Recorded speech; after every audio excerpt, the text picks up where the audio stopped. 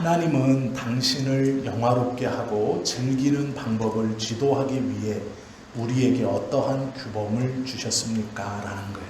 이 말이 뭐냐면 제일 먼저 했던 질문인 하나님이 사람을 이 땅에 만드신 이유는 하나님을 영화롭게 하고 그분을 영원히 즐거워하기 위해서입니다. 나는 그 사람을 만드신 이유에 대한 하나님의 답이었고요. 오늘은 그러면 하나님을 영화롭게 하고 영원히 즐겁게 하는 방법으로 우리에게 주신 것이 무엇입니까? 이렇게 묻고 있는 거예요. 그에 대한 대답은 하나님을 영화롭게 하며 그를 즐기는 방법을 우리에게 지도해주는 유일한 구약과 신약 속에 담겨있는 하나님의 말씀입니다. 이것이 답이에요. 하나님을 영광스럽게 하는 것이 무엇이냐?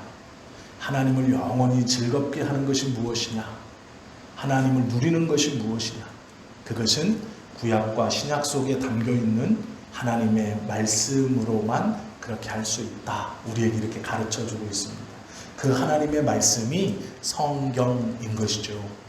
이 하나님의 말씀의 특징들이 있어요. 첫 번째 특징이 뭐냐면 기적적으로 보존되었다라는 것이 첫 번째 특징입니다. 하나님의 말씀을 어떻게 하나님으로 볼 수 있습니까? 말씀으로 볼 수 있습니까? 원본의 말씀은 이미 다 사라졌다고 하는데 어떻게 그럼 목사님 이 성경이 하나님의 말씀이라고 확신할 수 있습니까? 그것은 말씀의 보존성이에요. 우리가 하나님의 말씀이 예수님이 오시면서부터 시작되었다고 생각하시는 분들이 종종 있으세요. 그런데 그렇지 않습니다. 예수님이 이 땅에 오셨을 때도 구약의 성경들은 이미 있었어요. 그런데 예수님 당시에도 히브리어를 읽고 쓰고 유창하게 말할 수 있는 사람은 모든 이스라엘 백성 중에 채 10,000명이 되지 않았습니다. 이게 무슨 얘기냐면요. 히브리 사람이면 당연히 히브리어를 할 줄 알아야 되는 것 아닌가? 라고 생각하지만 그렇지 않습니다. 베드로는 히브리어를 말하고 읽고 쓰지 못했습니다. 이게 무슨 얘기냐면요. 베드로는 아람어를 사용했어요. 이스라엘 민족을 오랫동안 지배했던 애굽의 언어들을 썼습니다. 그리고 나중에는 로마 언어들을 썼어요. 자신의 나라를 지배한. 히브리인들 중에 히브리어로 유창하게 구약성경, 히브리어로 쓰여져 있는 구약성경을 유창하게 읽고 해석할 만한 사람은 약 10,000명이 되지 않았습니다. 즉 바리새인과 바리새인 6,000명, 서기관, 사두개인, 제사장 일부. 이 바리새인 6,000명이라는 것은 히브리어로 이사야서나 시편의 말씀, 모세오경을 읽고 쓰고 그 히브리어로 그 읽은 것을 해설해서 설명할 수 있느냐. 즉 설명은 아람어로 하겠죠. 일반인들이 알아듣는. 즉 히브리어를 읽고 해석하고 설명을 아람어로 할 수 있는 것이 바리새인들이었어요. 바리새인들이 율법을 잘 지켜서도 백성들에게 존경을 받고 존중을 받았지만 일반 백성들은 읽고 쓰지 못하는 히브리어를 읽고 씀으로 인해서 그들은 존경을 받았습니다. 회당에 들어가면 히브리어로 된 성경 이 두루마리를 읽고 써야 원래 랍비예요. 그런데 대부분의 이 랍비들은 아람어로 된 성경을 읽었어요. 히브리어로 읽고 쓰는 사람이 얼마나 적었는지 그 구약 성경이 원래 히브리어로 돼 있어야 되는데 아람어로 번역돼서 이스라엘에게 내려왔습니다. 추측건데 이것은 학사 에스라가 이렇게 번역했다라고 말씀하시는 경우들이 많이 있어요. 포로기에 잡혀가서 이스라엘 백성들에게 하나님의 말씀을 전하고 그들로 알게 해야 되는데 언어를 읽지 못하는 거예요. 그래서 학사 에스라가 모세오경부터 성경을 필사해서 옮겼다. 그 옮기는 중에 이 창세기에 모세의 죽음 이후의 사건도 학사 에스라가 집어넣었다. 이렇게 보고 있습니다. 이것을 하나님의 말씀이라고 하는 첫 번째는 이 놀라운 말씀을 보존하셨다라는 거예요. 수많은 전쟁이나 수많은 자연재해 속에서도 하나님의 말씀이 그대로 그대로 보존되어 있는 것들이 이제 발견되고 있어요.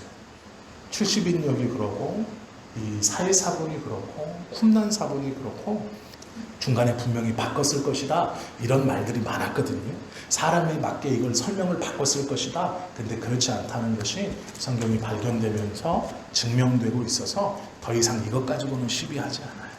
그래서 하나님의 말씀을 얘기할 때 학자들도 성경의 역사성과 성경의 보존성을 들어요. 이게 첫 번째입니다. 왜 성경이 하나님의 말씀인가? 이 오랜 시간을 그대로 보존하신 하나님의 역사, 그리고 성경이 통일하다는 거예요. 똑같다는 거예요. 내용들이. 이 통일성으로 성경이 하나님의 말씀이다 라고 하는 것이죠. 성경 내용은 그 내용에 있어서요, 중심이 사람이 아니에요. 이것을 우리가 좀 성경을 볼 때 주목해 봐야 돼요. 성경을 우리에게 주시는 말씀이라고 우리는 생각하잖아요. 근데 그것은 맞는 얘기예요. 성경을 우리에게 주시는 거죠. 근데 문제가 있습니다. 성경의 중심은 사람이 아니에요. 성경의 중심은요, 하나님이세요. 즉 우리에게 주시는 말씀은 하나님 중심에서 우리에게 주시는 것이지 나 중심에서 말씀이 나 중심으로 오는 게 아니라는 거예요. 이거를 잘 알아야 돼요. 왜 그러느냐? 성경에 기록된 믿음의 사람들을 보세요. 이 아브라함만 우선 먼저 보면 아브라함의 이야기를 성경에 쭉 기록해 놓고 있어요. 그런데 아브라함이 주인공이라면 아브라함의 허물을 써놓을까요? 안 써놓죠. 아브라함이 주인공인데 제가 저의 일대기를 쭉 써요. 그러면 저의 은밀한 비밀들, 은밀한 죄들 그걸 다 써놓을까요? 안 써놓죠. 내가 저의 좋은 것들, 잘한 점들, 내세울 만한 것들을 쭉 써놓을 거예요.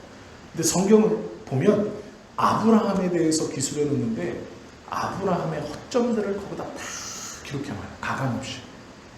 겁을 먹어서 부인을 누이라고 속인 점, 또 아브라함의 아들 이삭이 성경을 가만히 보시면요, 이삭이 평생 동안 전쟁을 한 번도 안 했거든요. 다 양보했어요. 그래서 이삭을 평화의 상징이라고 말하는데 이삭은요, 놀랍게도 하나님과 독대한 적이 없어요. 성경을 읽어보시면 이삭이 하나님과 독대한 적이 없어요. 하나님을 믿는 사람이고 하나님의 은혜 안에 살아가는 사람인데 아브라함은 하나님과 독대를 하거든요. 대화도 하고 말씀도 듣고 질문도 하고 인도도 받고요. 근데 이삭은 그런 적이 없어요. 우리가 당연히 이삭도 믿음의 조상이고 성경에서 그렇게 많이 언급되어서 말씀하는 것 같지만 이삭은 그런 적이 거의 없습니다.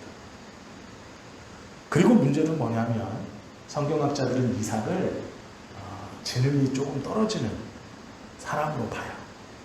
그럴 만한 성경에 여러 구절들이 있거든요. 그러면 언제 이랬느냐? 아브라함이 자기를 잡아 죽이려고 칼을 들고 그 사건을 통해 이삭이 충격을 먹었을 것이다 라고 얘기해요. 왜 그러냐면 이삭의 부인을 자기 동네에서 찾지 않고 고향에 가서 찾거든요. 리브가를 데리고 옵니다. 리브가가 말을 타고 오다가요, 이삭을 보고 깜짝 놀라서 리브가가 말에서 떨어져요. 저 사람이 당신과 결혼할 사람입니다 하니까 리브가가 말에서 떨어져요. 어떤 의미인지 아시죠? 부푼 꿈을 안고 신랑을 만나러 왔어요. 근데 종이 소개해요. 이스마엘이 저 사람이 당신의 남편 될 사람이 말에서 툭 떨어져 버려요. 깜짝 놀랐다는 거예요. 그리고 이제 더 저기 한 것은 시내산, 즉 그 산에 올라가서 시내산이 아니고 그 약속의 산에 올라가서 이삭을 바로 이렇게 잡으려고 했잖아요.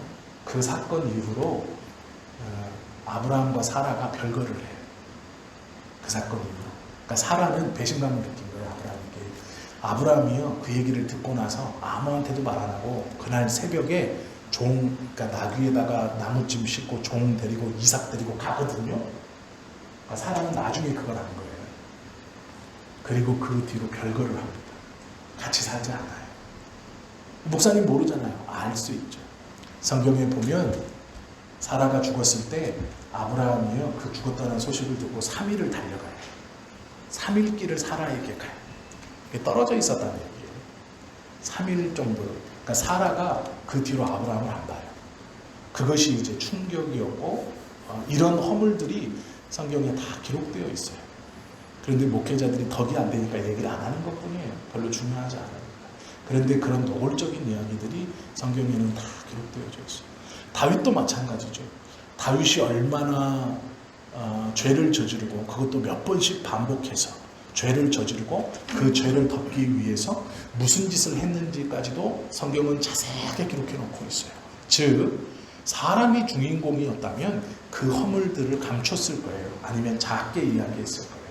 그러나 그것에 대해서 노골적으로 이야기해요. 왜 그러냐면 성경의 주인공은 사람이 아니에요. 하나님이시기 때문이에요.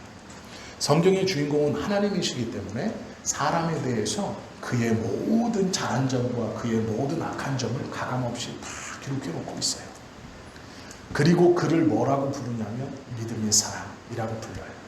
그 악한 사람을 믿음의 사람이라고도 부르고 내 마음에 합한 사람이라고도 불러요. 왜요? 중심이 하나님이시기 때문이에요. 주인공이 하나님이기 때문이에요.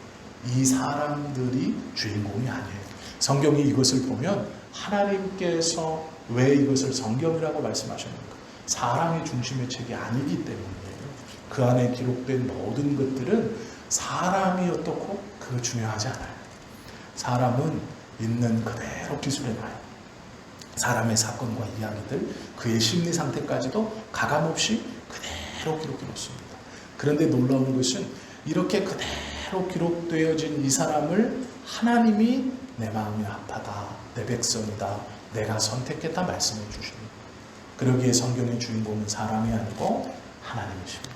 하나님께서 주인공 되셔서 사람에게 말씀해 주시는 것이 성경의 내용이에요. 그러므로 우리가 성경은 나에게 주시는 말씀입니다. 그러니까 내 입장에서 나에게 주시는 말씀이 아니에요.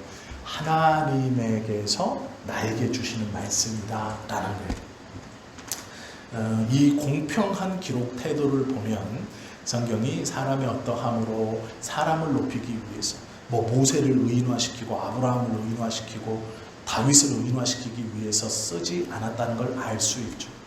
솔로몬은 제일 많은 땅과 제일 많은 부를 가졌던 왕이에요. 그런데 그 솔로몬에 대해서도 가감없이 기록하고 있어요. 좋은 말을 쓰지 않아요.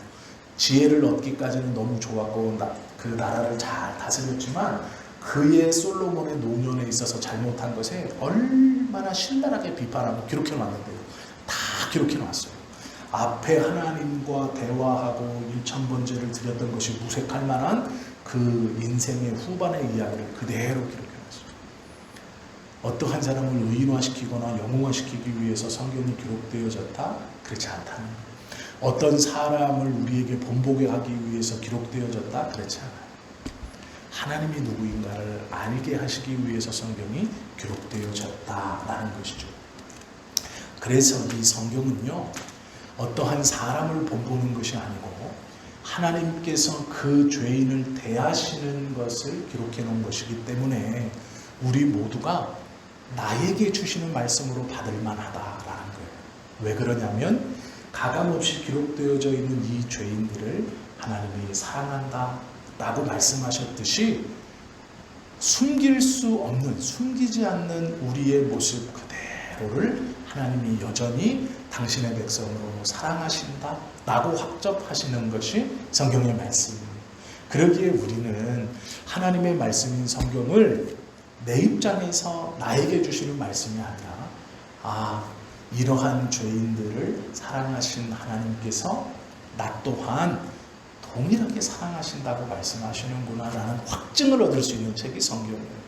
그렇기 때문에 이 성경은 나로 유익한 것이죠.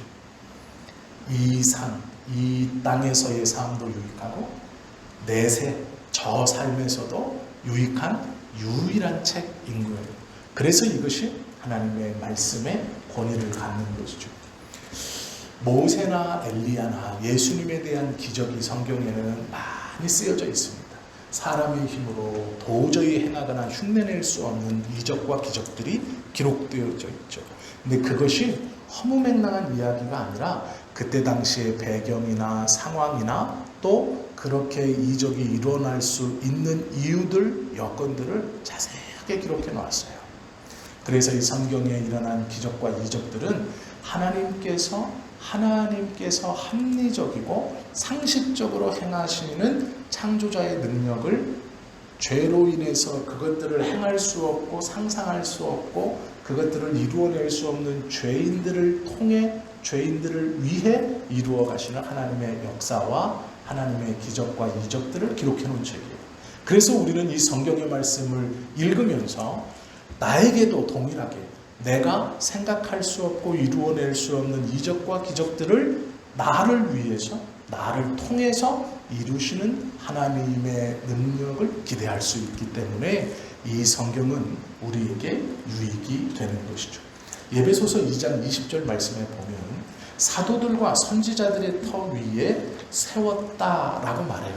성경에 기록된 이 사람들의 믿음의 사건들, 역사들, 그것 위에 우리의 믿음도 서 있다, 이런 뜻이에요. 이 말은 뭐냐면 하나님이 그들에게 베푸셨던 그것을 너희에게도 베푼다. 즉 같은 줄기에 있다라는 말씀이에요.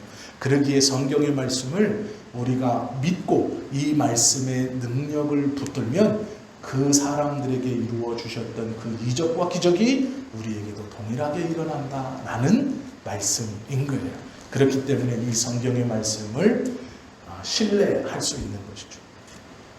성경의 모든 책들은 동일한 신적 권위를 가지고 있는가? 그렇습니다. 창세기부터 계시록까지 이 66권 모든 성경은 두껍다고 해서 더 중요한 것도 아니고 얇다고 해서 더 중요하지 않은 것도 아니에요.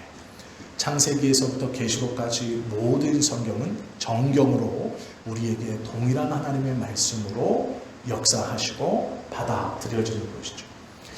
왜 이 성경을 정경, 캐논이라고 하는가? 그것은 하나님의 뜻이 무엇인가를 가장 잘 분별할 수 있기 때문입니다. 과거에는요, 성경의 내용을 가만히 보시면 과거에는 하나님이 사람들에게 어떻게 역사하셨느냐, 아브라함에게만도 역사하신 것을 보면 알 수 있어요. 아브라함을 하나님이 부르실 때 꿈으로 부르셨어요. 꿈으로. 아브라함아, 꿈으로 부르셨거든요. 사무엘을 부르실 때도 사무엘이 잘 때 사무엘아 이렇게 부르셨어요.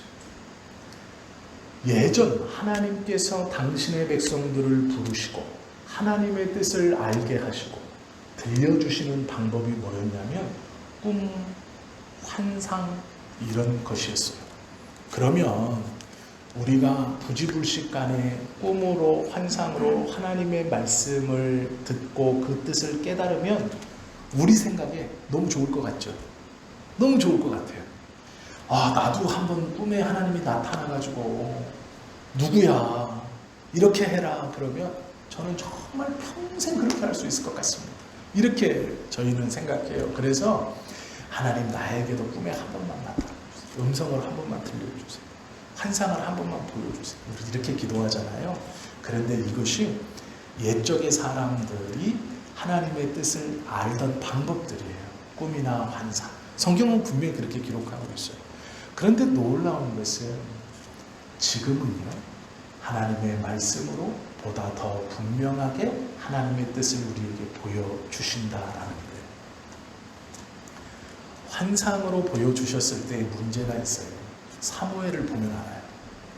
사무엘을 하나님이 분명히 부르셨거든요. 하나님의 음성이었어요.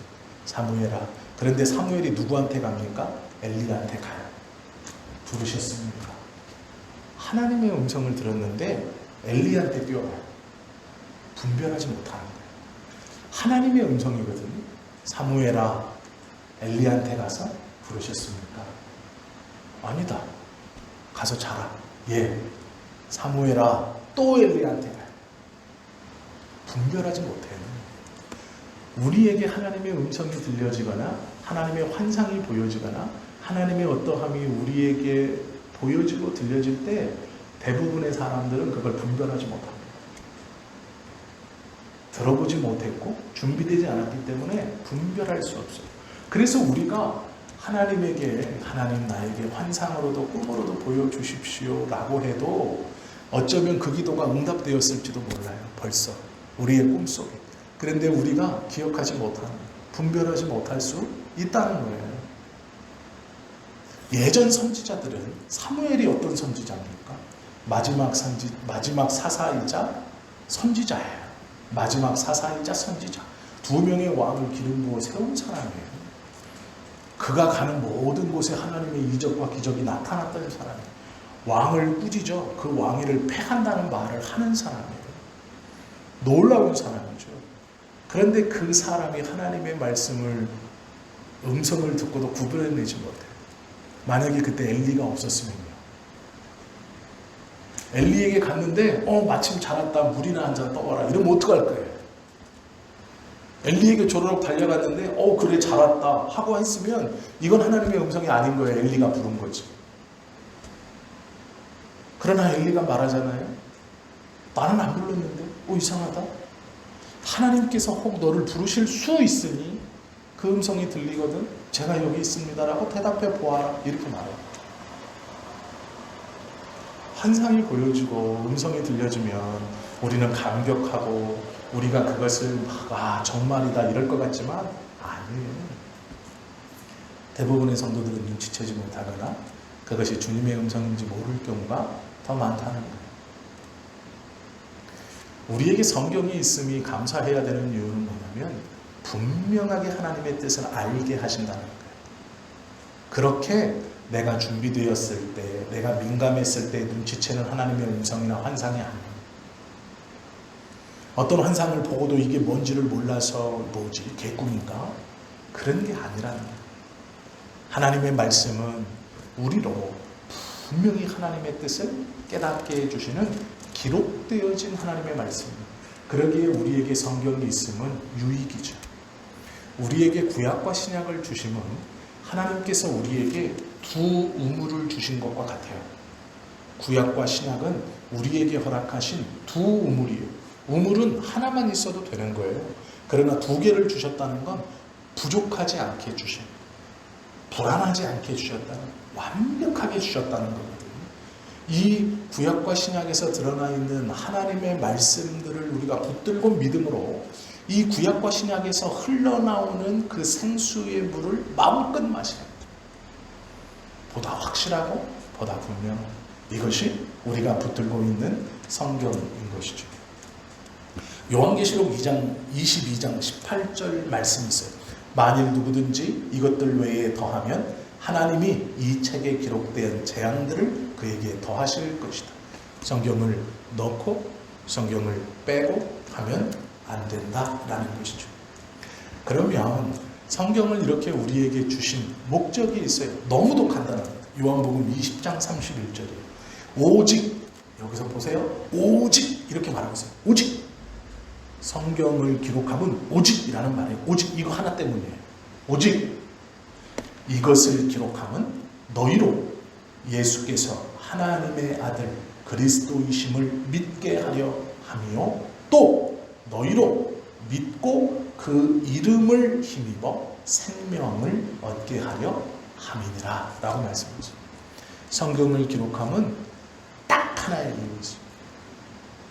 예수 그리스도를 하나님의 아들로 믿게 하고 그 믿음으로 너희가 생명을 얻게 하려 합니다. 이것이 성경을 우리에게 주신 이유입니다. 그러므로 우리는 이 성경에서 예수님이 하나님의 아들이신 그리스도이심을 믿는 믿음, 그리고 그 믿음을 통해서 얻는 영생에 관한 것을 우리에게 알게 하고 주게 하시려고 주시려고 이 성경을 기록한 하나님의 뜻, 그것은 알 수 있어야 하는 겁니다. 성경을 해석할 권위, 그러면 이 성경을 누가 해석하는가? 어떻게 해석하는가? 여러 명이 있어요. 우선은 잘못된 걸 설명드릴게요. 먼저는 교황주의자들이에요. 이 성경을 교황이 해석할 수 있다라고 믿는 것이죠. 그러면 이 하나님의 말씀을 교황이 해석할 수 있다라는 것은 그들은 교황이라고 처음부터 말하지 않고요. 교회가 해석할 수 있다 이렇게 말해요. 그리고 그 교회의 머리가 누구냐? 교황이다. 그러므로 교황이 하나님의 말씀인 성경을 해석할 수 있다. 그리고 교황은 하나님의 말씀인 성경을 해석함으로 무오하다. 이렇게 말하는 거예요. 즉 교황은 하나님의 말씀인 성경을 해석함에 있어서 무오하다. 이렇게 말하거든요. 그런데요, 우리가 잘못 생각하는 게 있어요. 지금 있는 교황님 존경받을 만하다고 저는 생각합니다. 지금 있는 교황님이 존경받을 만한 분이라고 저는 생각해요. 왜 그러냐면 그 교황님은 여성들의 인권이나 약한 자들, 노동자들에 대한 관심이 많아요. 그리고 교회에서 행하는 것들을 전통이 아니라 성경의 말씀으로 이렇게 하려고 많이 해요. 이 교황님이 될 때 첫 번째 내세웠던 내가 교황이 되면 이렇게 하겠습니다 했던 게 뭔지 아세요? 로마에 있는 은행을 없애는 거예요. 교황 정직속 은행. 이 은행이요, 마피아들의 돈이 세탁된다는 걸 전 세계 사람 다 알고 있어요. 이 은행은 누가 얼마를 넣는지, 얼마를 빼는지, 누가 고객인지 아무도 몰라요. 감사도 안 받아요. 이 완전히 독립된 은행이에요. 그래서 지금 교황이 올라왔을 때 이 은행 없앤다고 했어요. 내가 이 은행 없애겠습니다. 로마의 대부분의 비리가 이 은행에서 나옵니다. 마피아의 검은 돈이 더 이상 로마를 지배하지 못해. 이게 공공이었어요. 기호 1번의 공약이었어요. 그런데 물론 은행을 없애지는 못하셨어요. 그러나 감사를 통해서 그 은행에 관련된 사람들이 지금 수없이 감옥 가고 있어요. 저는 괜찮은 교황님이라고 생각해요. 역대 교황의 이야기들을 기술한 교황전, 우리나라 무슨 위인전처럼 교황전이라는 책을 쓴 사람이 있어요. 일대 교황 베드로를 놓고 그 뒤부터 쭉 역사에 기록되어 있는 교황들만 모아놓은 책이에요. 이게 교황전인데요. 이 사람이 플라티나라는 학자예요. 역사학자인데 교황의 이야기들을 쫙 써놓으면서 그가 한마디 붙였어요. 교황은 평범한 사람보다 훨씬 더 더럽다. 이렇게 써놨어요. 자기들 스스로도 교회 역사에서 부정하지 못해요. 역사적으로 다 나와 있어요. 이게 교황이 2명이었고 3명이었고 서로가 서로를 파문하고 서방교회의 교황이 동방교회의 교황을 파문하고 동방교회의 교황이 서방교회의 교황을 파문하고 다시 하여간 교황이 3분이었는데 3분이 서로 막 지옥 간다고 파문하고 막 이런 일도 있었어요. 역사적으로 이것을 조금만 찾아보셔서 궁금하시면 다 알 수 있어요. 이런 교황이 성경을 해석한다? 그건 말도 안 되는 거죠. 근데 지금 우리가 생각하는 교황님만 생각하면 안 돼요. 지금은 나이가 지긋하시고 하얀색 도포 입고 이러니까 참 좋게 보이지만 교황님들이 과거에도 그러진 않았어요. 지금이야 수준이 많이 올라가신 거죠. 우리가 이 말씀을 좀 붙드는 것은요, 오늘은 여기까지만 하고 마칠게요. 원래 한 절을 한 3주 이렇게 하니까요. 우리가 이 말씀을 붙들어야 하는 이유가 있습니다. 그것이 무엇이냐면 이 성경의 말씀을 붙들지 않으면 사람을 붙들게 돼 있어요. 반대적으로. 참 믿음이라는 게 이상한 거예요. 보이는 하나님을 우리는 믿는 게 아니고 보이지 않는 하나님을 믿는 것이거든요. 그러면 보이지 않는 하나님을 믿는 믿음을 가지고 우리가 신앙을 출발하는데 그 보이지 않는 하나님께서 우리에게 보이는 것으로 말씀을 주셨어요. 그러면 몇몇의 사람들에게 이 말씀을 해석해서 선언하게 하시거든요. 이것이 목회자들일 수 있죠.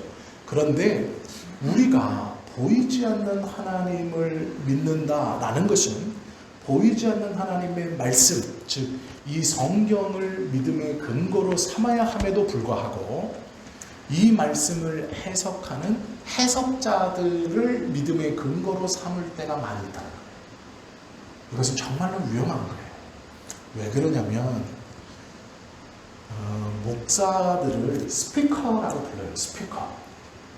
이 소리내는 자라고 말하는 거거든요. 스피커라는 뜻이. 이 스피커를 믿을 필요는 없어요. 스피커에서 나오는 말을 믿어야 되는 거예요. 그러나 그 말도 스피커가 하는 말이면 믿으면 안 돼요. 성경이 스피커를 통해서 나올 때만 믿어야 되는 거예요. 그런데 문제가 뭐냐? 스피커를 믿는 사람도 있고 스피커가 하는 말을 믿는 사람도 있어요. 아니에요. 성경이 스피커를 통해서 나올 때만 믿는 거예요. 이것을 잘 구분하실 수 있어야 되는데요. 성경에서 무엇을 말씀하시는가? 그것을 알지 못하면 스피커가 하는 말인지 스피커를 통해 나오는 성경의 말씀인지를 구분하지 못한다는 거예요. 그걸 구분하기 위해서 성경을 공부해야 한다는 것이죠. 오늘은요 여기까지 말씀을 좀 저희가 나눌게요. 왜 그러냐면 인터넷에 들어가셔서 웨스트민스터 서울문답 1번부터 가만히 들어보세요. 그러면 첫째 날은 이렇게 답을 얘기하고 그 상황을 쭉 얘기해요. 그리고 두 번째에 그것을 풀고 셋째 주에 그걸 적용시키면서 하나씩 끝내고 있습니다. 그래서 오늘은 성경이 왜 하나님의 말씀인가, 그리고 왜 우리가 이것을 믿을 수 있는가, 그리고 성경은 우리에게 어떤 유익을 주는가, 성경이 왜 쓰여졌는가, 그 이유에 대해서 우리가 알았고 그것을 분별하는 것과 분별하지 못하는 것은 어떤 위험이 있는가, 우리가 오늘 이것을 함께 좀 보았습니다. 우리가 다음 주에는 이 말씀을 그럼 우리의 어떠한 삶에서 어떻게 적용시킬 수 있는가를 좀 함께 보겠습니다. 기도드립니다.